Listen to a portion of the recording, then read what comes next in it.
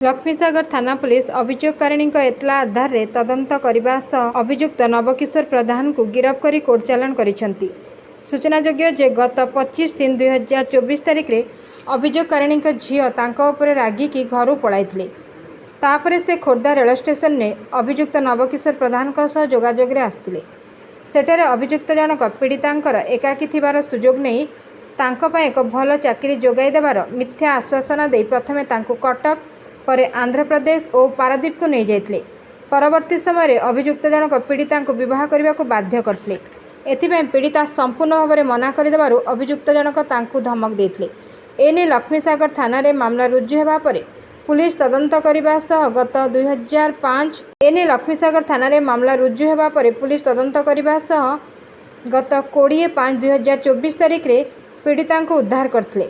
एही मामलार तदंत चालू रहतिबा बेले आज विशेष सूत्ररु खबर पाई लक्ष्मीसागर थाना पुलिस अभियुक्त को गिरफ्त कर थाना को आनिथिले।